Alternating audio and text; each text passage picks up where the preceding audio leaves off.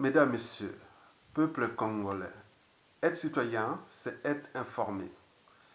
Et pourquoi? Parce que l'ignorance est la pire des souffrances. Le savoir et la connaissance libèrent.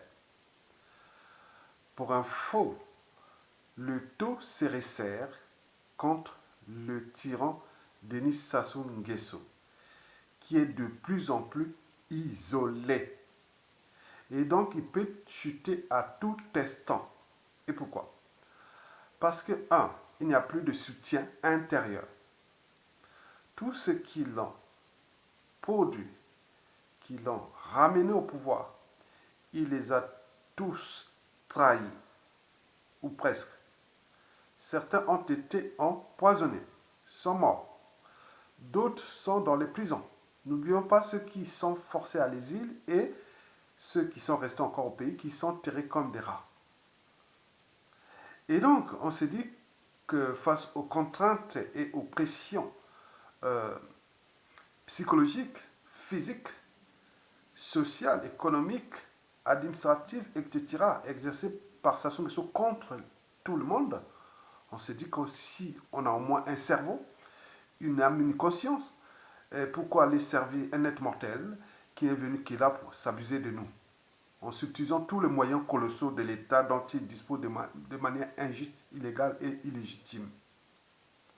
Donc c'est un problème de conscience individuelle et collective.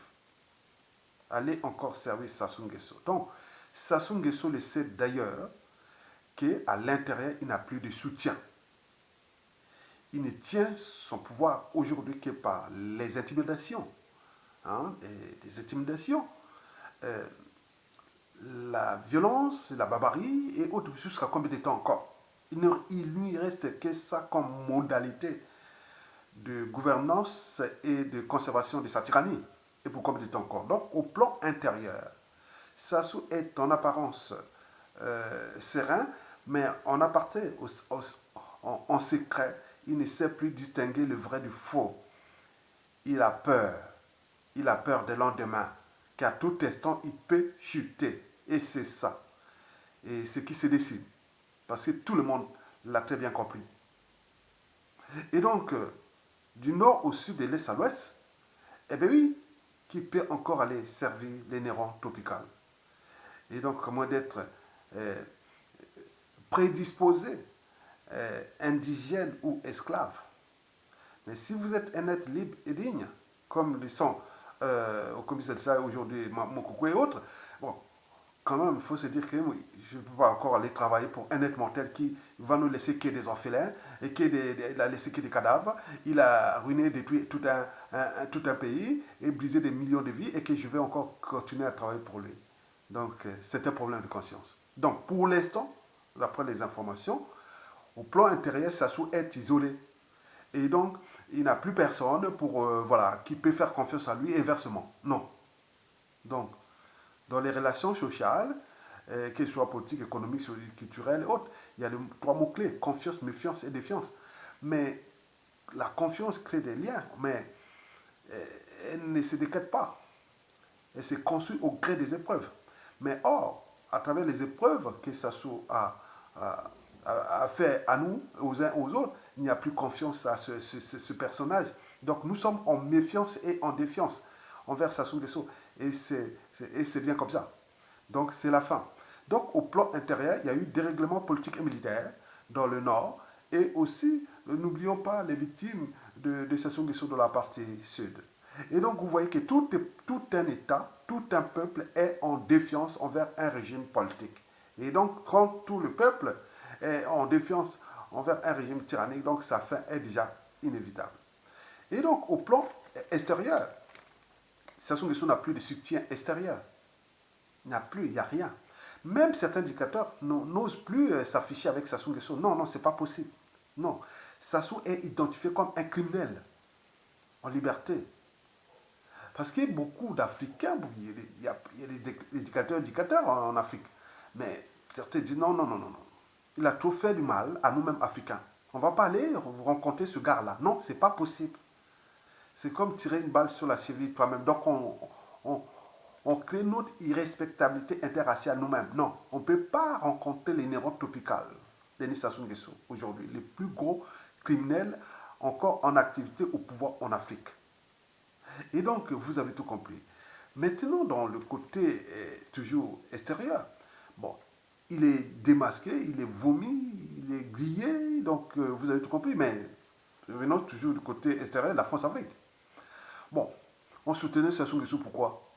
Déjà, bon, premièrement, c'était le pétrole, hein. Mais avec le Covid-19, avec ce que je vous avais fait, la vidéo de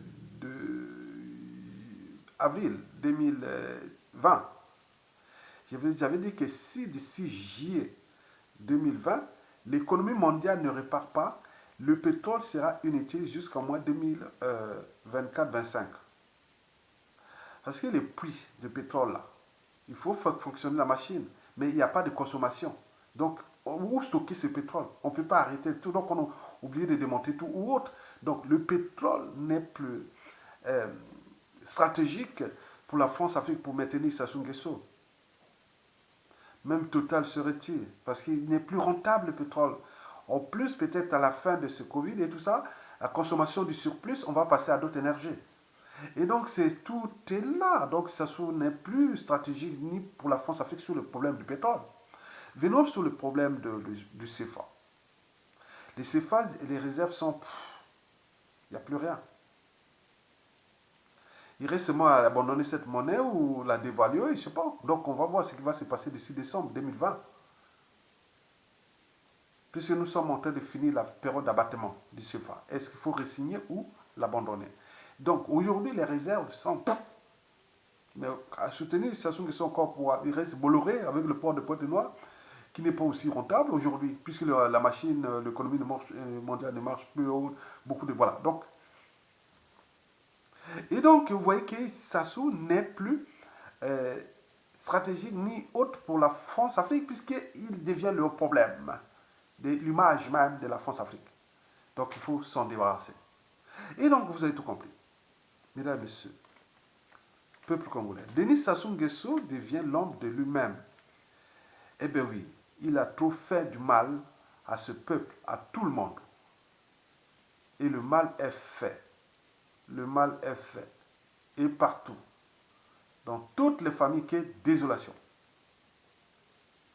Dans toutes les institutions de l'État congolais, qui est désolation. Les administrations, qui est désolation. L'économie, l'image du Congo et tout compagnie, qui est désolation. Donc, la rupture est arrivée déjà. Donc, nous pensons déjà comment Sassou Nguesso va-t-il être traité. Et pourquoi? Parce que le futur, c'est justement le passé et le présent qu'on ignore. Donc, on s'inspire de ce qui s'est passé dans le passé et voit ce qui est du présent et voit ce qui va arriver après. Et donc, pour Sassou Nguesso, nous pensons déjà au dernier jugement de Sassou Nguesso, qui est déjà inévitable. Alors, comment Sassou Nguesso va-t-il terminer sa tyrannie? Et donc, là, nous allons rentrer au centre des 3 constats que j'ai faits pour vous, en analysant tout ce qui s'est passé depuis la fin de la Seconde Guerre mondiale, c'est-à-dire depuis Adolf Hitler. Donc on parle de la référence d'Adolf Hitler jusqu'à aujourd'hui. Et donc je vais voir comment les dictateurs ont été traités. Pendant la chute des dictateurs, comment ont-ils été traités? Donc j'ai fait des statistiques par rapport aux ceux qui ont perdu leur pouvoir et que voilà. Donc vous avez tout compris, mesdames et messieurs, peuple congolais. Historiquement, depuis Adolf Hitler en 1945, vous savez qu'il s'était suicidé. Et donc j'ai fait la lecture de la chute de 100% des dictateurs ou tyrans qui ont existé ou encore sont encore en activité, ou ceux qui ont existé depuis les années la Seconde Guerre mondiale jusqu'à nos jours. Donc, je suis arrivé à ce premier constat. Le voici. Que 2% des tyrans seulement sont morts comme des lâches. C'est-à-dire au moment qu'ils sentaient que la chute était là, bon ben, ils se sont suicidés. Donc ce sont des lâches. Ils apportaient la mort aux autres, mais eux arrive que la situation est arrivée, bon ben il va mourir. Voilà, donc il meurt. Non, ça c'est la lâcheté. Donc on a eu 2% des tyrans depuis ces 80 ans qui sont morts parce qu'ils se sont suicidés eux-mêmes.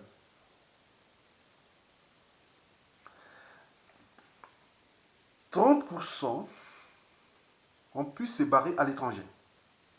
L'exil forcé. Au moment de la chute, là, bon, voilà, ils se sont barrés à l'étranger. 30% quand même.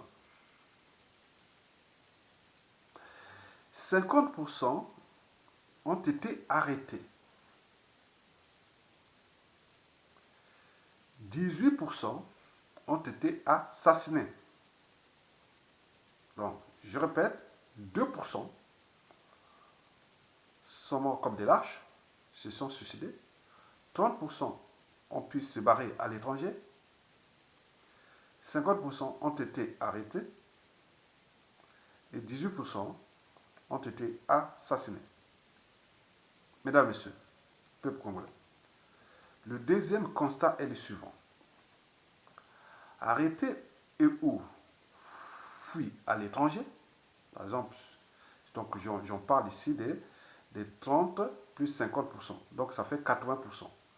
Donc les 80% qui ont soit été arrêtés ou fui à l'étranger, l'exil, sur cela, il y a eu 70% de ces ex qui ont été jugés. Que vous soyez arrêté au pays ou fui à l'étranger, ils ont été à 70% jugés et condamnés dans leur pays, soit par la Cour pénale internationale. Mesdames et messieurs, peuple congolais. Le troisième constat est le suivant. Sur 100% des Congolais que j'en parle, on discute, on dit bon bonjour, bon, comment Sassou Nguesso va, comment on va traiter Sassou Nguesso, quand Sassou Nguesso va être arrêté là, comment on va. Donc je suis arrivé à ce constat-là. Il y a comme une unanimité. 80% souhaitent l'arrêter. Il ne faut pas le tuer, il faut l'arrêter et le faire souffrir comme l'a fait aux autres. Ça, c'est la 80% quand même. Hein. Parmi les gens qui ont interrogé du nord au sud, de l'est à l'ouest, on en parle comme ça. Ce sont des gens à tout instant qui peuvent avoir les décisions pendant la chute de Sassou et l'après Sassou Nguesso. Donc 80% ont dit que Sassou Nguesso, on l'arrête, il faut l'arrêter, il ne faut pas le tuer, il faut l'arrêter, 80%. Il faut l'arrêter et il faut le mettre dans les conditions qu'il va souffrir. Et j'en ai eu même d'autres qui disent non, il n'aura plus les produits pour décaper sa peau, et il n'aura plus de lame rasoir pour se raser, donc il va devenir avec une barbe énorme, les cheveux énormes. On va voir Sassou, oh Sassou, bon Sassou, voilà. Donc on va faire comme ça, donc ça va faire des cycles comme ça de mois, on va voir, oh, voilà, donc vous avez tout compris. Donc les gens cherchent à l'arrêter et les faire souffrir, l'humilier copieusement, et qui n'aura pas de tombe au Congo Brazzaville, tant qu'il n'aura pas expliqué ce qui s'est passé pendant ces années-là, 77 à 79. Et donc voilà, donc on dit que tant qu'il n'y aura pas la tombe de savoir là où il y a la tombe de Massava Deba, Sassou n'aura pas de tombe au Congo.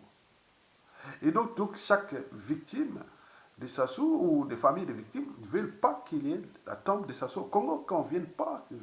Les anciens veulent dire, ah voilà l'ancien cimetière d'anciens dictateurs. Non, on n'en veut pas. Partout dans le monde, on n'en veut pas. Et donc, qu'est-ce qu'on va faire? Là, d'autres ont donné les solutions, hein, qu'il acide, il faut voilà, donc il y a plein de... Voilà, bon, vous avez tout compris. Et donc 80% souhaitent l'arrêter et le faire souffrir copieusement. Et donc vous avez tout compris. 15% seulement parmi ce que j'ai eu, ils cherchent le faire comme l'ont fait à Louis XVI et sa Marie-Antoinette. Guillotiné. ou à Tosescu. Elena et Tosescu. Bon, bon, bon, bon. Donc, ils cherchent à l'assassiner dès qu'il y a, voilà, il faut même, voilà, l'éliminer tout de suite. Et donc, ça, c'est les constats. Il reste 5% quand même. Parmi les gens, on dit non, il faut pas, il faut le pardonner. Il faut lui pardonner de ses crimes sous toutes ses formes. Le reste, c'est le pigatoire. Hein. Le pigatoire, c'est le passage de quand vous, de la mort. Voilà. Donc, quand euh, vous mourrez, vous passez une étape où il y a ce qu'on appelle le pigatoire, où l'âme s'en va ailleurs et ça devient esprit. Mais il arrive que pendant le purgatoire, l'âme de certains, comme les gens comme Sassou Nguesso, va certainement se réincarner dans sa famille, les enfants, sa génétique, quoi.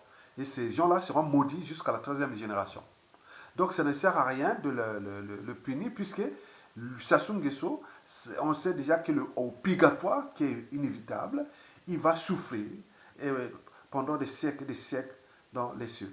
Ce que les autres disent que sur la famille, qu'elle est déjà maudite, les Sassou et les Nguesso sont maudits jusqu'à la 13e génération.